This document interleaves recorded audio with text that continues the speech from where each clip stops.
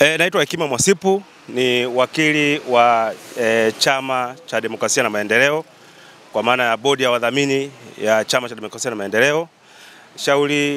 Leo kesi ilikuwa inakuja kwa ajili ya kusikilizwa kwa maombi ambayo yako mbele ya Jaji Mwanga, na kwa bahati mbaya jaji leo hayupo. Tumetaarifiwa na msajili kwamba jaji hayupo, yuko Mtwara anaendelea na session zingine, na kesi imepangwa tarehe 10 kwa ajili ya kuendelea na kusikilizwa hiyo kesi.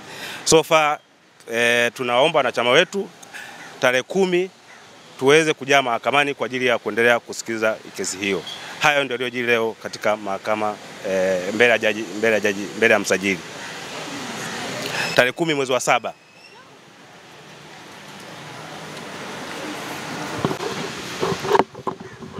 Kwanza nieleze masikitiko yangu makubwa juu ya Jaji Mwanga kutokuwepo mahakamani siku ya leo.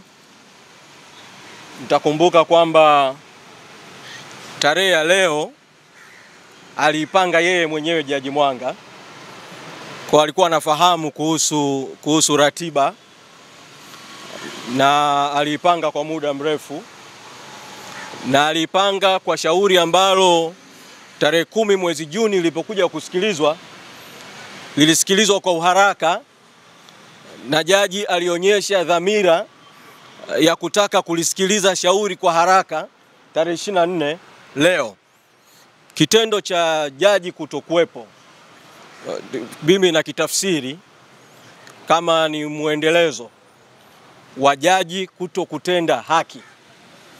Ningependa kuwataarifu tu wanachama kwamba tayari tulikwishaiandikia barua mahakama kuitaarifu kutokuridhishwa kwetu na mwenendo wa Jaji Mwanga katika kesi hii, na tumependekeza kwamba jaji ajiondoe kwenye kesi hii.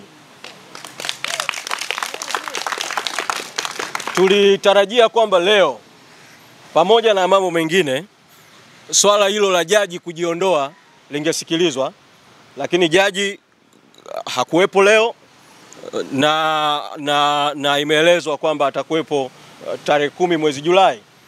Kwa hiyo yaliyofanyika leo itakuwa ni nyongeza tu. Tutachukua hatua za ziada hapo katikati kuongezea uzito zaidi wa kisheria wa kutaka jaji ajiondoe. Kwa hilo la kwanza ambalo nitaka nilisemee.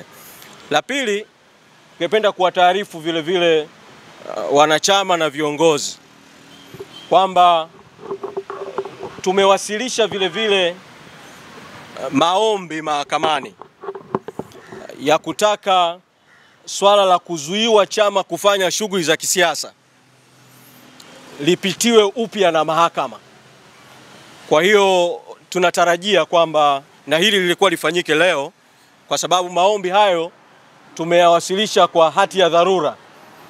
Tulitarajia kwamba leo kusingeendelea kwanza kusikilizwa lile shauri la msingi, kungeanza kwanza kusikilizwa maombi yetu ya kutaka uamuzi ule wa awali wa jaji uweze kuondolewa. Kwa tunaamini kwamba tarehe 10 mwezi Julai shauri hili litakapokuja tena, kabla ya kuanza kushughulika na mambo mengine yote, tutaanza kushughulika kwanza na mambo mawili. Moja, swala la jaji kujiondoa, lakini pili, maombi tuliyowasilisha ya kutaka zuio hilo liweze kuondolewa ili yale makatazo yote yaliyotolewa kwenye uamuzi wa jaji wa tarehe 10 mwezi Juni yaweze kuondolewa. Niseme kwa ufupi tu kidogo kuhusiana na hayo makatazo ambapo makamu mwenyekiti wa chama atazungumza zaidi. Tarehe 10 mwezi Juni jaji alitoa amri mbili.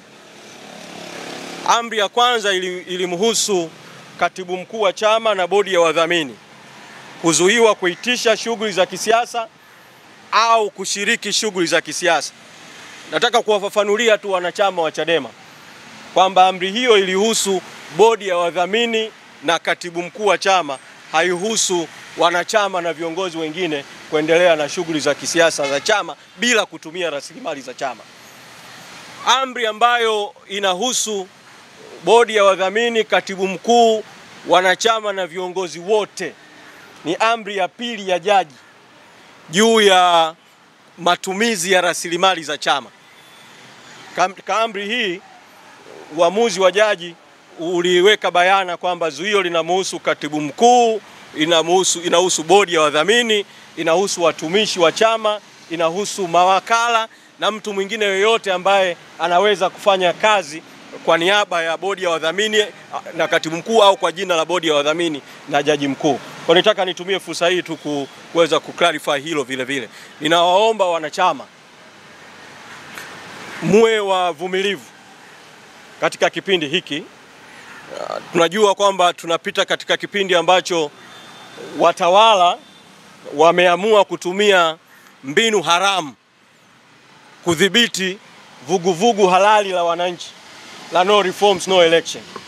Ninachowasihi tu ni kwamba pamoja na uvumilivu tulionao, tusirudi nyuma na msirudi nyuma kwenye mapambano yaliyoko mbele yetu ya no reform no election. Asanteni sana.